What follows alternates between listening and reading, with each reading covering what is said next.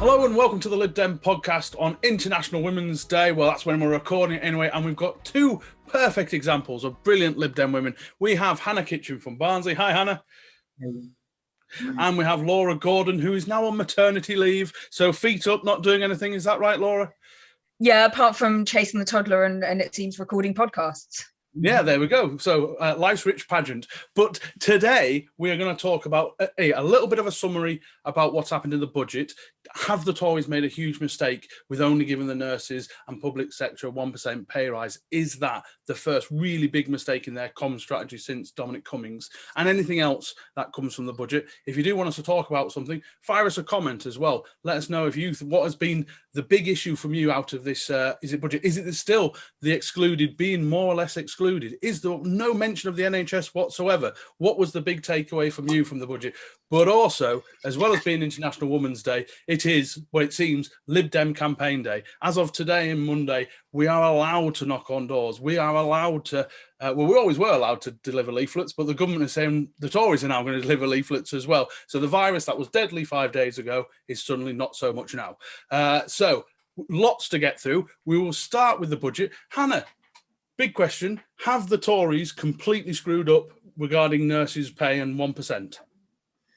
It's not a great look, is it? I think it's an interesting move for them.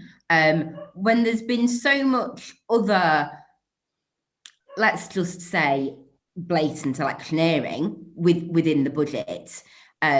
This, on the face of it, I suppose, would be an easy win in terms of an election vote winner. I think the thing to say, if I just put my healthcare professional hat on, this isn't just nurses.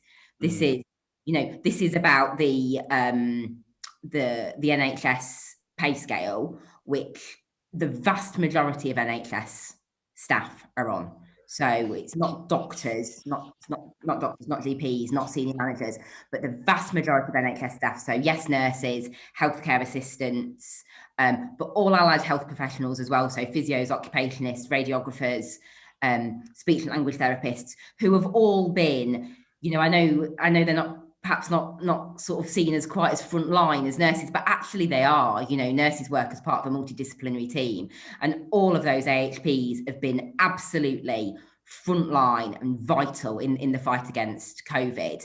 And it isn't just nurses, it is all healthcare professionals.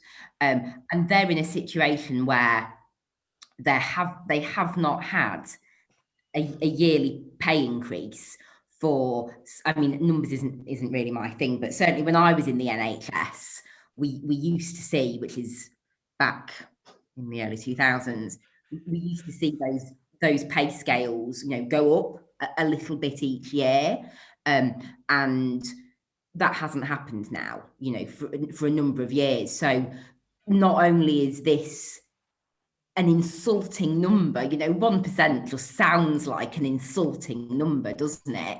The fact that they've had below inflation pay rises, or indeed no pay rise, for so many years, means that they're already well behind, and this effectively adds up to a pay cut. I suspect that the top and bottom of it is that someone did the maths and decided they simply couldn't afford it, because we are talking about millions, I would imagine, of NHS staff, huge numbers of people here where this pay rise will apply. You can't say just the nurses, it has to apply across the board.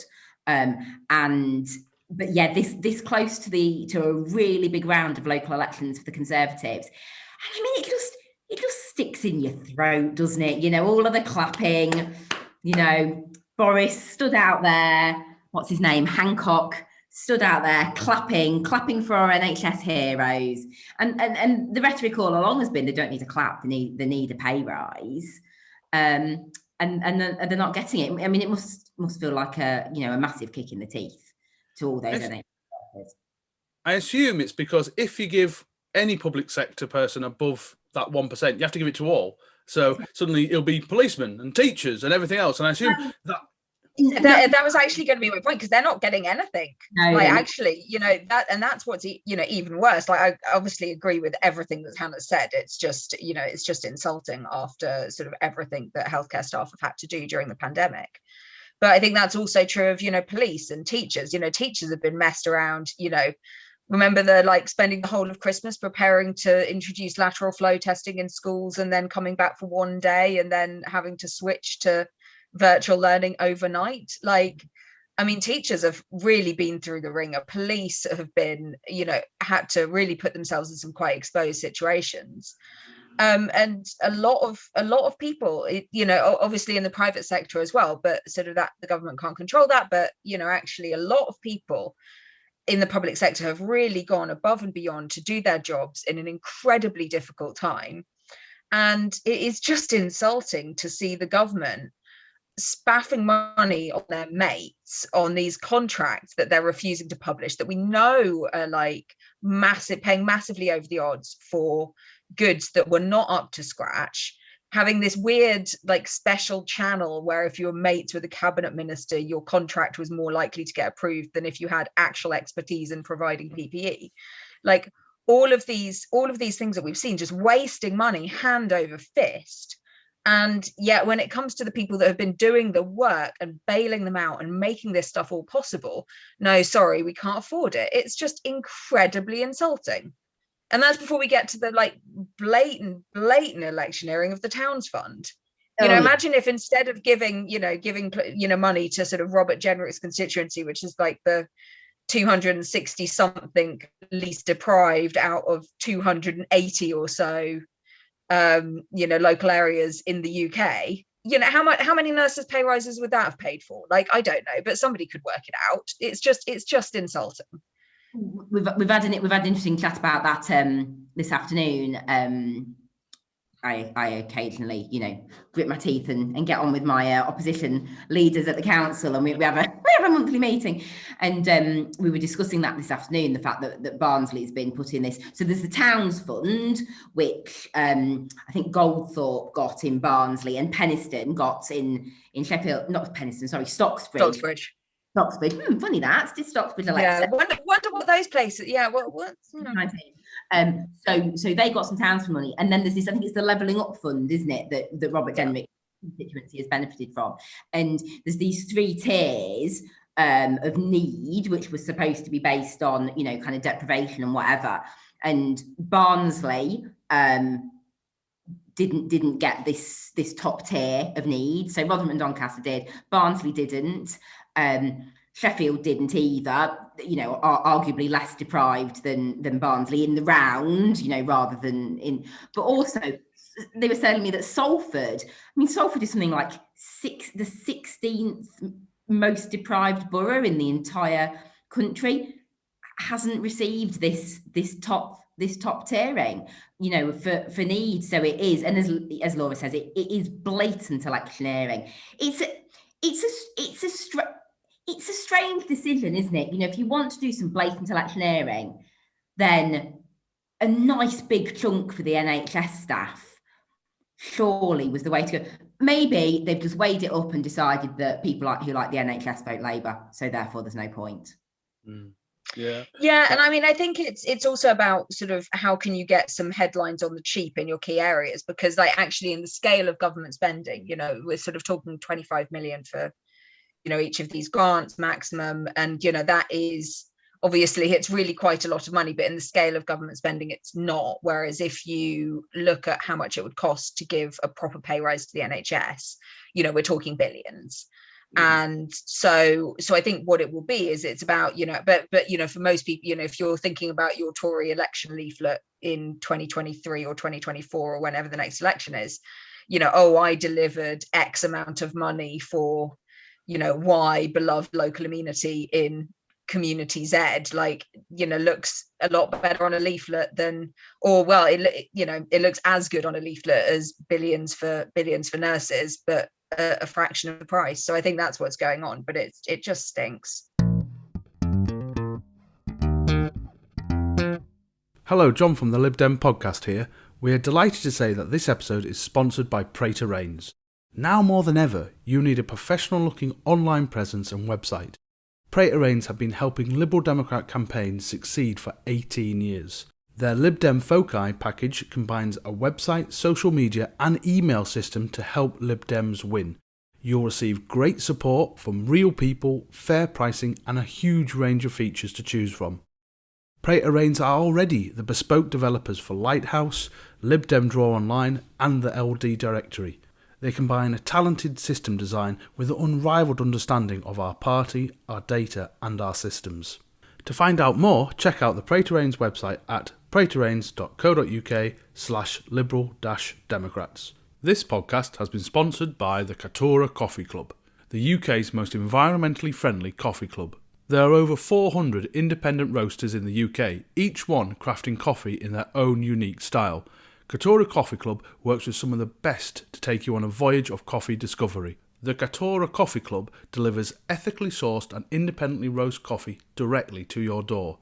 Each month you'll receive between 2 and 4 bags of coffee and their monthly extract magazine.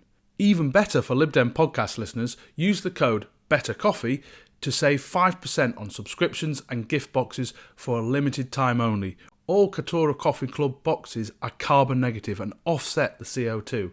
So why not do some good, enjoy some great coffee and check out the website www.katoracoffeeclub.com. Now, back to the podcast. I mean, Laura, as Laura was saying as well, other public sector staff, absolutely, nurses, frontline police forces. I've had nothing out of this budget, and I've had endless cuts, and certainly deserve something. But the NHS staff is a really interesting situation, because when I worked for so I was a physio by trade, and I was a trade union representative as well, and I was around sometime in the early 2000s, about 2001, 2003. So obviously Labour government, there was this massive change that put all NHS staff on the same pay spine. So all your different specialities used to be on different pay scales, different pay structures, different terms and conditions. And we all got put onto this same pay spine, which, at the time was kind of sold as, paying people for the job they do, real progress in terms of unlocking, salaries for NHS staff that, that they really deserved. And what it's actually meant in reality is that no one's had a pay rise since, because the scale that you have to, you can't just say, well, we're going to give nurses a pay rise, we're going to give radiographers a pay rise, we're going to give hospital cleaners a pay rise. You can't do that anymore. You have to make a change to that whole NHS pay spine. And it is so many staff, because everyone's on it. NHS staff effectively ended up too expensive, priced out of the market. And there's senior clinicians who, when I first negotiated it, were on these really senior bands, kind of band 7, band 8, for doing this really specialist work. That hasn't been carried on, because people have gone, well, why would I pay a nurse band 7 when I can pay a band 5 and she basically does the same thing? And it does kind of bring up a point. I remember when Simon Laporia was on, he was talking about pay scales, because one thing that wasn't mentioned in this budget is, and I know it's a very Lib Dem, but social care. If you look at care homes, and they're probably been one of the biggest victims of this government's incompetence, has been the care sector. And so not only has been nothing about them, the average pay for what a care worker is, what, £7 something, or something. It's really, really bad. And it was weird, because Simon was saying, is it about time that we actually had some sort of pay scale in law for care workers? Which would be an interesting thing, because I don't know how you'd regulate that, as it's mainly a private sector. But but that has certainly not come up at all. And as anyone who's in local government knows, there was absolutely nothing to do with a social care plan yet. And that is coming down the track. I mean, I think Dilnot again was in the press saying, if you don't do something by the end of this year, it's pretty much 10 years too late, because it takes so long to implement the changes needed. I mean, there is no one more underpaid than carers. You know, I know that's one of our big national campaigns, and I think it's a really good one. You know, from paid carers who, as you say, you know, work for sort of private contractors, where by the time you've averaged out the fact that they're not paid for travel time, you know, it works out something like £5 an hour or whatever. You know, through to the vast amount of unpaid care that, you know, that's been going on. And I think, you know, particularly during the pandemic over the last year where people might have pulled back from carers that have come into the house and relied more heavily on that unpaid care, you know, which, I mean, given that it's International Women's Day, sorry, Hannah, I'm going to interrupt to just, you know, make the fairly obvious but important point that this unpaid care is, the vast majority of it is done by women. So it is an economy that has been running entirely on women's free labour. Sorry, carry on, Hannah. Yeah, completely right. Without a doubt, the burden of care falls to women, and always has been. But I mean, the thing is as well, Laura, is, you know, while we're talking about that, NHS workers remains female dominated. You know, it's not just nurses, it is across the allied health professions as well. You know, when I was at physio school, girls outnumbered boys 3-1. You know, caring professions, healthcare professions remain predominantly female dominated. And I think it's just interesting because I think, you know, usually you wouldn't expect to see money thrown at the NHS and social care in a Conservative budget. You know, you wouldn't be surprised, would you? You wouldn't be insulted. There can't be many healthcare workers up and down the land who expect a whopping great big pay rise out of a Conservative budget. That's just not what you'd expect. But it does particularly rankle this year, after all the kind of empty thanks and clapping and, you know, empty rhetoric. It really was meaningless. And 3 words come to mind when you talk about kind of money wastage before we Lauren, is 3 words, very simple: test and trace. You know, £38 billion on a system that doesn't work, when NASA can send, you know, the Mars Perseverance 293 million miles for 2.7 billion. And I think one of the stats I put on my Twitter was that's £1 million every day for the next 100 years, and it still wouldn't make up how much they've wasted on that.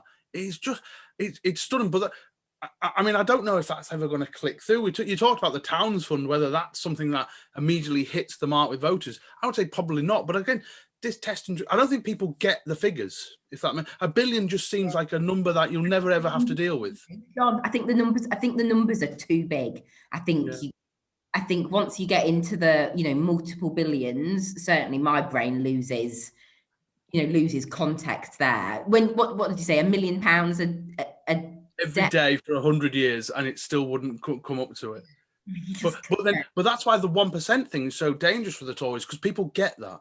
People understand a 1% pay rise is so minimal that it cuts through in a way that I think the Tories haven't clicked onto. Laura? Yeah, I mean, I think this point about the kind of stealth cuts to unprotected departments and the lack of any plan for social care, or for local government, I think is something that's important to flag as well, because I mean, I agree that the nurses' pay rise, the healthcare professionals' pay rise, and lack of support for public sector workers is a mistake. But actually, I do wonder if in the longer term, the continued plan for cuts for local government and lack of a plan for funding social care may turn out to be a bigger problem for the Tories, because actually, you know, if you're investing in sort of local high streets, or, you know, local this or local that, but, you know, at the same time you're cutting councils which have already been cut to the bone, at the same time as their mandated commitments on social care are increasing, then something's going to give. We've already seen 4 councils basically declaring bankruptcy. We're going to see more. And I think that there is a risk for the Tories that, you know, a narrative will, you know, at the moment they've been quite successful at blaming that on the councils. But actually that I don't think will be tenable. And I think there will be a point where, especially if the opposition take it up as an issue, a narrative really could start to develop that the Tories are failing to invest in communities, which would be, true. Well, and I think that is a risk for them if you think about where these, red wall constituencies are that they need to win at the next election.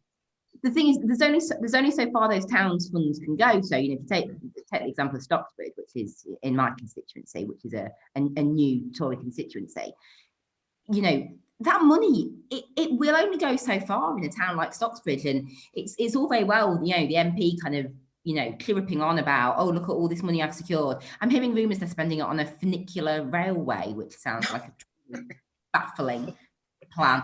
Anyway, we'll see. But if you've got a situation where the Sheffield City Council is so underfunded, you have all these cuts to core services. Stocksbridge has never been top of Sheffield City Council's list of priorities, as we know, being on the periphery as it is. And if fundamentally that town centre remains, neglected, just purely from a, litter picking, dog bins, potholes, those core council services that we know are suffering because of cuts to government funding. It doesn't matter how much town's funding you throw at it for fancy new railways. If the town centre's a mess because the councils can't afford to look after it, that's going to take the gloss off that. That's going to take the gloss off that town funding. If I was Johnson, what you really want to do is, if he wants to keep those red wall seats that he's won this time, he should be throwing massive amounts of money at those places. Yes, by investing in like what is the Labour rhetoric around here all the time? Yeah, we know the place is a shithole, but it's not our fault. It's the Tories' fault. It's the government's fault. It's the Tories' fault. It's the government's fault. If that Tory government suddenly starts giving, these Labour voters have already moved towards the Conservatives. If that Conservative government now starts giving those places money so that the Labour Council can no longer say, well, everything's rubbish and it's all the Tories' fault, you're shoring those voters up for life. Surely, it makes no sense to me. It's a dangerous game for the Tories, though, because we tend to forget that still the biggest party in terms of local government is still the Tories. The Tories have more councillors than any other party. And we obviously, I'm up this year as a county seat where Lancashire's a very marginal county. So the Tories, if the Tories are going to lose any county in May, it probably will be Lancashire, because they only have to lose 6, I think, for across to everyone to lose it. But me and Hannah get these fortnightly LGA briefings. I couldn't think of anyone in that from across the whole country that said their budget could last more than a couple of years. And that was it. They said, look, we're okay this year. Next year we are in serious trouble. So at some point that's going to break. And Hannah's right. If you say something about a towns fund, we're going to invest X amount into the new whatever in the town centre, or you say actually your bins are going to go to 3 weekly or monthly, I know what people will be more angry about and where people would say where you should put the money. And I think the Tories are playing a really dangerous game here. And it will be Tory councillors, weirdly enough, that I think will be the biggest rebuke to the Tory government. Because if Johnson loses the grassroots, he's scuppered. You can't be happy if you're a Tory councillor at the moment. If you're a Conservative leader of a council, this must be not a good time for them. This is a massive round of local elections for the Tories. We're all northern here, and I think it is, as John says, it's easy to forget just how many councillors the Conservatives have, particularly in the south and the southeast. There are some seriously big counties up for election, and there are counties that they're hoping to send to unitaries in the not too distant future. There's masses at stake for the Conservatives in these local elections. And the last time they were up, it was 2016 and 2017, which were both really good years for the Tories. Terrible years for Labour and not great for us. So they're banking a lot on the success of this vaccine rollout. And this and the unlocking, the rolling back of restrictions. I think they're just hoping that the fact the vaccine rollout is going reasonably well, and this highly conveniently rolled back restrictions to coincide with the local elections, is going to do the heavy lifting and paper over all of the other cracks. Are they underestimating voters? Well, I hope so. I hope so. That kind of leads us on purpose. My screen's doing random things. I've now gone a little bit wider. And so whatever's happened, I don't know what's going on my screen. My screen seems to cut in and out. There we go again. So I don't know. I like your Mr. Potato Head, though. It's a very nice Mr. Potato Head over your shoulder. It's a very geeky one. It's a Transformers one. So that is I think something stupid like Optimash Prime or something like that. But I was going to say that was a perfect segue. Then we went on one of our tangents. But it does kind of lead in to the local elections. Well, it's not just local. There's mayoralty, there's Scottish and Welsh elections as well. About how we feel that is going. Now, around Christmas, again, big election for me personally as well in May, is that I was getting nervous because, so much of our work is done door to door.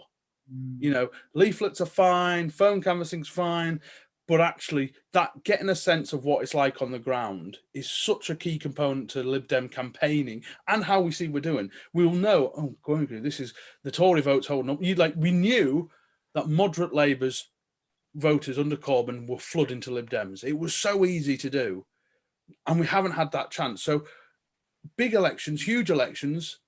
Today people can go out and campaign. Laura, so how are you getting a feel of where you think the Lib Dems are? What should we be expecting? What's your kind of feel for you? Yeah, I mean, I've been doing a little bit of phone canvassing, not tons, but some, and I'm hoping to do a bit more over the next couple of weeks. And I think my biggest concern is the fact that, voters just don't really realise that there's an election. They're not in that headspace at all. Although we have been getting literature out, it hasn't been anything like the level that we would normally get to. The level of voter contact hasn't really been there. And so I am a bit worried about that kind of lack of awareness of an election out there. My kind of impression from the phone canvassing so far has been that, it's not unduly alarming, but that, we do need to make sure that we put the work in these last couple of weeks. Normally an election would have been won or lost by now, apart from the most marginal. But actually, this time we haven't had that opportunity to do those months of groundwork that we would normally do in kind of November, December, January, February. And, that means that we're going to have to get our foot on the gas and really get on with it over the next couple of months and just kind of make sure that we're kind of taking it home. And I think, I think that focus on postal voters as well will be really important, because I think with the kind of lack of awareness of an election, it might be that changes in, as we get closer. But I think for the time being, and obviously also there'll be worries about the pandemic, the likelihood is that postal votes will be even more key than they usually are, which of course means that there's even more urgency about getting out and doing it right now, because we've only got, a month and a bit until postal voters start voting. And that's nothing. We need to get on with it. And I suppose, Hannah, the first question to you really is, there's so much there that Laura's brought in. Firstly, you should say, places that had a really good 2019, the world has changed upside down since 2019. And so if Lib Dems say, so we had all-out elections in 2019, so our first of our councillors that were elected, because we do it in thirds in Preston, is up again. And so we had a brilliant set of elections where we took seats that we hadn't taken from the Tories in 40 years. The first of them is back up, and this will be the first test of it. So I think Tim Farron put it right. It's good to have a controlled panic, as in panic to the point where you actually get out and do something, but not in the point where you lose your head. Yeah. But will the election be overshadowed by the virus and coronavirus still? I mean, local elections don't get massive attention anyway. Assume police and crime commissioners, no one still cares about. So will this be a huge national interest for people? I'm not there myself. No, I don't think so. And I think my suspicion is that the Conservatives will continue to control the narrative in terms of trying to keep focus on the good news. So the vaccine rollout, there's some restrictions being eased. No one cares about the restrictions that have been eased today, apart from us. But the stay-at-home message is finishing, isn't it? Is it the 29th of March? I think maybe in couple of weeks' time at the end of this month.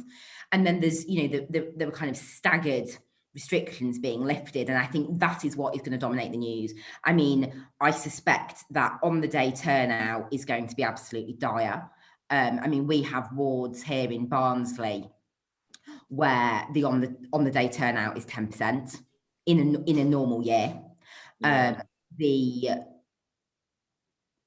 My ward, so the wards where we work have massively boosted turnout, but even so, Barnsley's average turnout in local elections is around 30%. That's it's absolutely dire, and they know that. Very interesting. Yeah. They know that. We have done a post-vote recruitment campaign. The council has done a post-vote recruitment campaign. I was told today there are 7,000 new postal voters registered in Barnsley so far, and they're anticipating more. So they're anticipating, they're planning for potentially 10,000. That's the dog. Is that your dog trying to get in the room? Let's break the door down, yeah. They're anticipating potentially 10,000 new, more postal voters, by the time those are coming in. But no, I mean, no, as you say, no one really cares about local elections at the best of times. And I think that both the Conservatives and Labour will want to keep it that way, because, we know that, if you like, voter suppression, suppression of campaigning activities favours the status quo. It favours the donkey vote, whether that's Conservative or Labour. That is supported by a suppression of campaign activity and a lack of willingness of people to go out to vote. I suspect Labour are anxious because in places like Barnsley, where turnout is low, they struggle with getting their vote out. So getting people, if you live in a ward in Barnsley that's had a Labour councillor like literally since the start of eternity, and you know they're going to win because they always win, and you don't care enough about them winning to go out and vote for them, and you don't care enough about them losing to go out and vote for someone else, you're just not going to vote, are you? And that's the vast majority of Labour voters in somewhere like Barnsley. And I think Labour are going to struggle to turn those people out. I don't think that will necessarily have an impact on the results, but I think that will have a massive impact on turnout. Is low turnout good for us? It can be where we work. It depends on where we work and what data we've got, doesn't it? That's really much on. If it's a held seat where you've done lots of work, I would say it doesn't hurt you to have, because we all know. So I kind of cut you off, sorry, Hannah. But we all know on a general election year, when turnout kind of balloons up in a local election, Lib Dems struggle that year because we have a core vote that we've worked. We get the marked registers, we've worked it hard and things like that, and then suddenly the turnout doubles and we struggle. I mean, on a personal level, I actually feel better than I did this time last year. I struggled and my team struggled, I'm sure Laura did as well, with the aftermath of the 2019 general election. Because not just because of the general election, but that general election came at the end of just elections on top of elections on top of elections, absolutely relentless elections. And that general election in the winter knocked the stuffing out of an awful lot of us. And to be brutally honest, this time last year in Barnsley, we were just pulling ourselves together and just crawling out of our hole and just getting our first leaflet out in one of our target wards. We were knackered. We were knackered. So 2019, like you said, we had the locals, which were brilliant, but then that followed straight onto the Euros. And then we thought we were having a general election every other week until it eventually did happen. Well, and some of us thought we were spend the whole summer fighting a by-election as well. So, I think I had like 6 weeks between the European elections and Jared O'Mara saying he was going to resign, which he obviously then didn't. But Yeah, I mean, 2019 was just absolutely brutal. It was just election after election after election after election, and like. And I'm not sorry that we've had. I'm not sorry that we've had a year without an election, to be honest, because our elections were postponed from 2020, and we, you know, I know it's been an awful year in a lot of ways, but it has been a massive rest, you know, for me. Now I've bounced back from that now, absolutely raring to go. I'm still struggling to get some of my team out of their hole, but I think the other thing to that as well is, you know, a lot of my local election voters didn't vote Lib Dem in the general election. You know, they did not vote for us in December 2019. They voted a different way, whether that was Conservative or Labour. And had we bounced straight into those locals in 2019, you know, I think the memory of not voting for us was still pretty fresh. And, you know, so we've had a year off. The voters have had a year to forget how they voted in that general election. We've, you know, as I said, this time last year, we were just waking up and just getting started. You know, they've had, I think, 2 or 3 newsletters from us now since September. You know, street letters.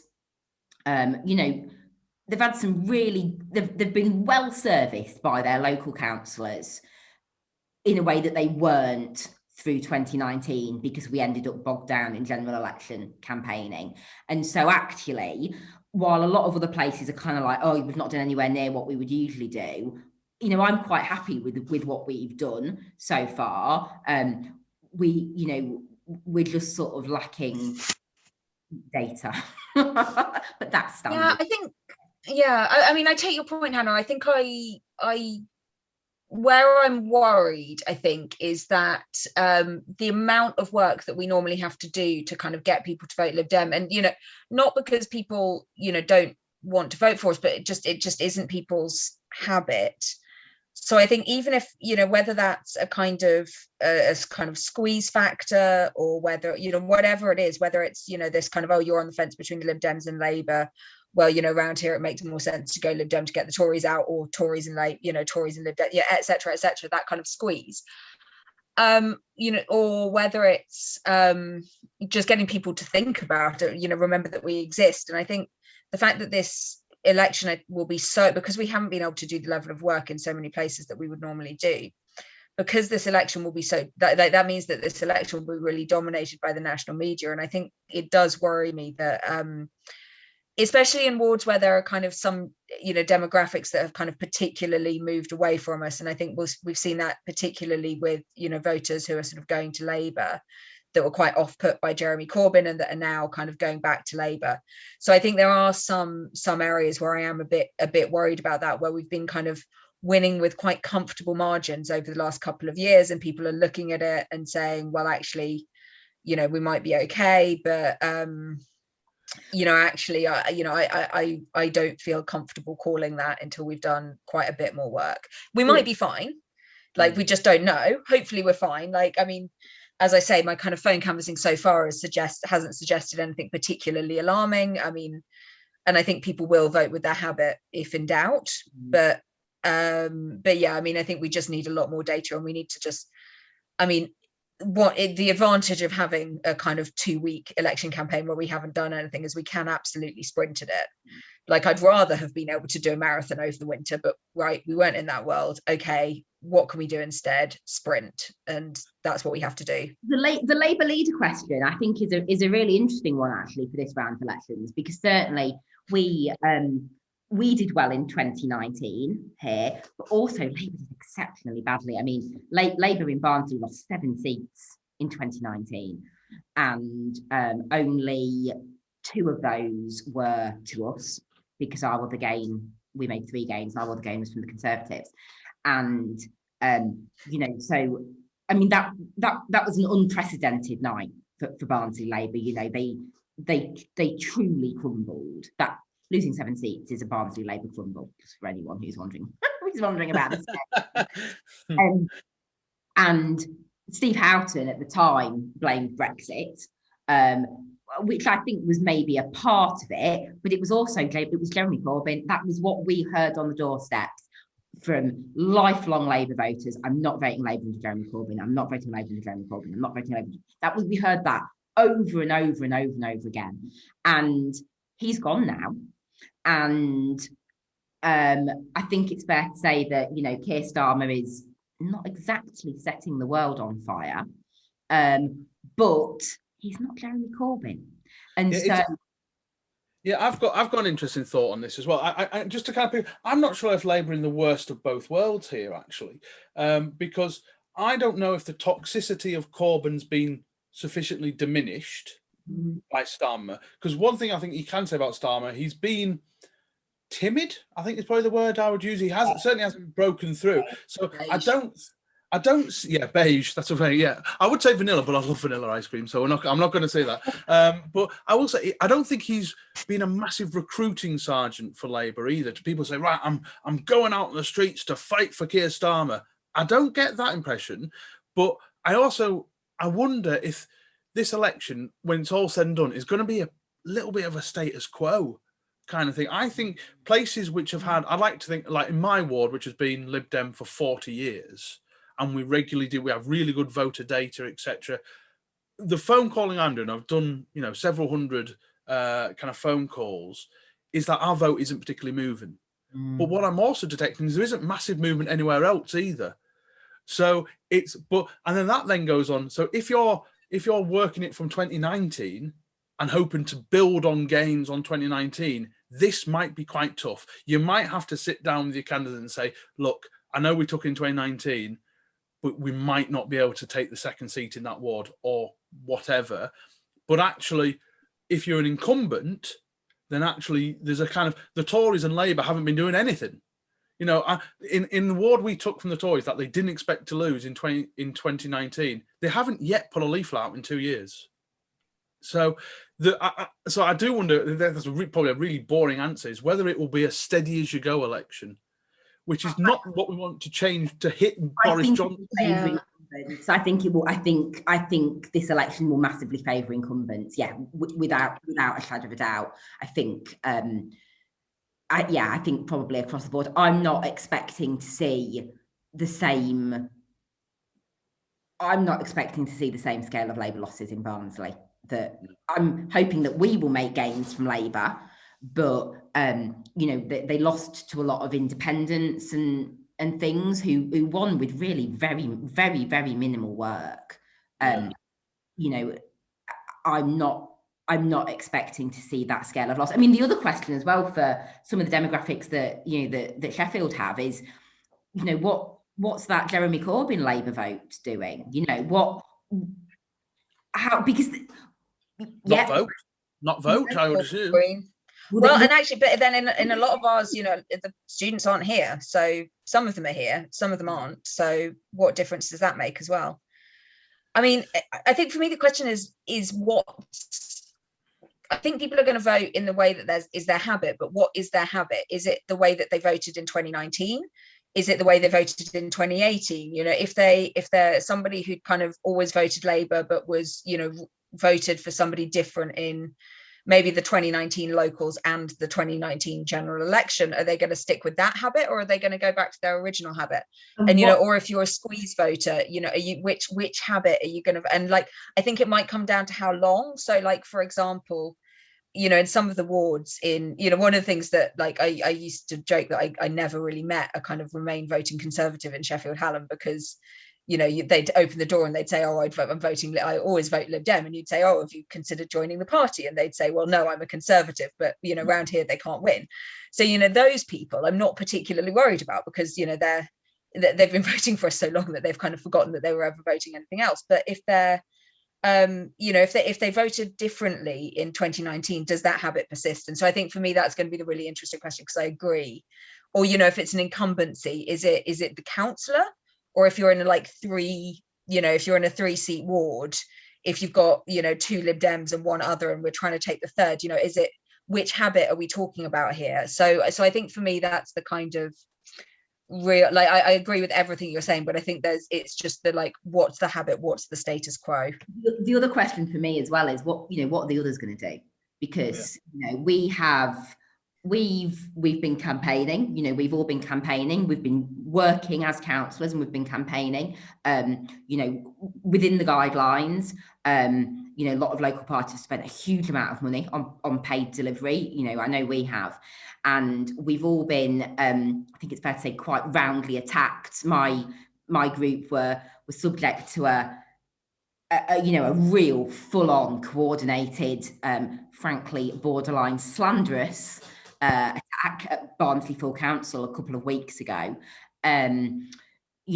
accusing us of door knocking, and also making very clear the point that both Labour and the Conservatives felt that any kind of campaigning during a pandemic was completely unacceptable. And the leader of the council said, "Oh, I don't care if you're paying a paid delivery company, as far as I'm concerned, you're still adding, you're still out there spreading the virus, still not acceptable." Well, the guidelines have changed now, and actually the Conservative group leader who started the attack, one of his election leaflets has started arriving today. So I think we're going to get democracy with a side serving of hypocrisy from Labour and the Conservatives, who were so against campaigning during a pandemic a fortnight ago. That pandemic, it hasn't gone away. Nothing has changed. The guidelines have changed to allow door knocking and a little more freedom around leafleting. But the numbers in Barnsley remain stubbornly high. Yeah. What are they going to do? Are they going to just ride the hypocrisy horse into town and crack on with the campaigning? Or are they going to decide they can't be bothered and just attack us? Continue to attack us for campaigning. It'll be interesting to see. I do think, though, that is what, they're trying to intimidate people out of campaigning. And I think that is a really important point to make, because, there will be people listening here who've seen some of these attacks that you faced in Barnsley. We've had the same thing in Sheffield, where one of our, we've got a relatively young candidate who's, been working really hard, who was absolutely slammed by the local Labour MP for delivering some community newsletters that was completely within the guidance. And I think people could easily look at that and conclude that actually it's not worth doing. Better err on the side of caution, better not do any delivery. But I think that's the wrong conclusion. As it happens, I was doing some phone canvassing in that ward at the end of last week, and I had a couple of people bring it up, that this is something they'd noticed, that they'd seen on local Facebook pages, but they were all saying, well, no, it's, he's working hard for the community, we all like him. And, even when somebody said, oh, maybe he did get a bit wrong, but they were like, oh, he's a young guy, he just got enthusiastic. So, I think, okay, we can't all claim to be young. So maybe if you're an old guy, you need to be a bit more careful. But I think the voters in general are just so much more reasonable than we often give them credit for. Voters in general are people, and people are generally reasonable. And, they're looking at the same stuff as we are. Like, this pizza leaflet is allowed, but this, community newsletter for my local campaigner isn't. That's ridiculous. And so I think, get out there and do it, and don't let yourself be intimidated into shutting up. And the people that were bullying and intimidating me a week ago are now delivering leaflets, So, let's be very clear. It's perfectly fine. And it's not, it's not just fine, it's necessary. Yes, the pandemic is ongoing, yes, there is there, but I think what we've all learned over the last 12 months, is how to manage those risks, that things have become normal now that you would have never dreamed normal, wearing a face covering and, keeping your distance and, carrying hand sanitizer, and, that would have been the signs of a paranoid person, not that long ago. And now that's completely normal, washing your hands, in why anyone would lick their fingers or touch their face while delivering around the food. But I think that is a really good point, Hannah, because, obviously there is a global pandemic, and the most important thing is to not spread it. And, especially as we kind of get into this kind of end game with the vaccines. But everything that we know now is that actually leafleting does not spread coronavirus. It doesn't. If it did, then the government would have banned all of those pizza leaflets. It doesn't. it's safe, do it. And, you know, similarly, like, we know that it's incredibly difficult to transmit the virus outside. So if you are door knocking, if you know, you probably don't want to stand right on someone's step right by their door, but, you know, if you're standing well back, you're giving your space. And, you know, if people are uncomfortable, they'll tell you and they'll shut the door and you go away. You know, that's fine. But you know, we know that this isn't how you spread it. Yes, we can. Well, you can tell I haven't done a podcast in a while. I forgot to put fresh batteries in my mic. Oh, so it died halfway. So I'm now onto my internal microphone. But yeah, and it's and I've completely thrown what I was going to talk about as well. No, but one thing we should say, and I do wonder if it's a bit of a double-edged sword for the Tories and Labour doing this so vociferously. This kind of Lib Dems are evil. You know, God, some of the things that was said about us, you know, we just don't care about our residents' lives. All this sort of nonsense that was coming out from particularly the Tories is that if you make such a song and dance of it, not about just about the hypocrisy part that Hannah was saying, but actually getting your own people to then go out and do something is probably a lot harder to say, you know, yeah, we were slamming the Lib Dems a week ago. Now go out and just do what they were doing. Is that okay? But we are coming to the end of this because in exciting news, I am going out door and to door canvassing in about 20 minutes time. So this will be my first canvassing session in quite a while. And I love canvassing. It's actually, I know I'm weird and some people will probably have a pathological fear of door canvassing, but I think it's one of the best things as a councillor and as a campaigner is getting out there and actually listen to ordinary folk and seeing where you are with everything. So I'm going to do that. One final point we should say to actually everyone is Laura mentioned that postal votes start landing in about 6 weeks. Target your postal voters. If you're thinking, well, I haven't got as many door knockers or whatever, or canvassers that I used to, be sensible. Targeting is absolutely crucial. If you're going to target anyone this election over the next 6 weeks, just concentrate on your postal voters if that's all you've got time to do. It's really, really important. And we've seen, you know, and it's weird what Hannah was saying about postal votes being massively up in her patch. And I do know some councils have been really proactive, actually sending letters out to every single resident saying, do you want to sign up as a postal voter? Preston hasn't done that. And the reports I'm getting is that Preston's turn up of postal voters has been pretty minimal. So if you have done some work on postal voters, both recruiting more and targeting existing ones, then you might be in a really good place in May, but you've got to keep going. I think as well, you know, for people listening, it's not too late. You know, it's not too late to get to people registering for a postal vote. You know, this is standard stuff anyway. It's always worth getting our supporters registered on a postal vote, always. But it's, you know, we went through, we don't have a huge amount of data here. You know, I say that all the time and it is sadly the case, but, you know, we went through all of our data and we pulled out everyone who had, I guess, indicated they weren't overtly hostile to us and wasn't already a postal voter and sent them a postal vote recruitment letter. It's not too late to do that. It's not too late to do that. You know, do that. And then, yeah, if you're short of resources, we're all short of time. I think we are all short of resources as well, because what we've done so far has cost us more than it usually would. And there will be people who are reluctant or shielding or, you know, just not able to get involved. Absolutely, you know, speak to those postal voters. They're the place to concentrate, and particularly because, you know, bear in mind other people have been recruiting people onto postal votes as well. So, you know, the makeup of that group of postal voters might well have changed. It, you know, you might be looking at a different set of people there. Yeah. They're always the people to talk to. I think on the day turnout is going to be absolutely dire this year. The Lib Dem pod is going to be right beside you, right the way through. Okay, what's happening now? What we're going to talk through. We started this podcast as a kind of campaign guide podcast, and that's what we're going to continue doing. So I just want to thank to Laura and to Hannah for coming on today. We'll probably have more of them coming forward, but let us know what you think. Are you guys struggling to get people out? Are you guys raring to go? I've been really enthused actually by seeing the amount of Lib Dems who are out right now saying, right, I'm ready to go. Maybe it says more about the mental state of Lib Dems, the fact that this is the most exciting thing we've had to do is go out. But like we say every time, get out there, get going, because the other two parties don't rely on it as like we do. And they take it for granted a lot more. And if this election is going to be a vast drop in turnout, which I agree with Hannah. I think there is going to be a significant drop on the day. That's an opportunity. And you should to see that as an opportunity as well, that you might be able to get those swing voters, those squeeze voters, and be able to take gains that you weren't planning on. But be sensible, know your limits, so don't overstretch yourself either. But we'll have all this conversation to come.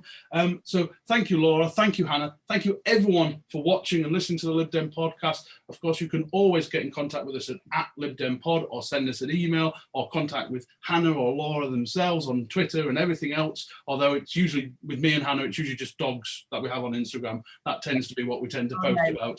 Yeah, no, don't look me up on Instagram. No, don't. Yeah, it's just. Yeah. And cocktails. There's no but thank you so much for listening and watching. Do subscribe, do like, do share us around as well, and we'll be back with another episode very soon.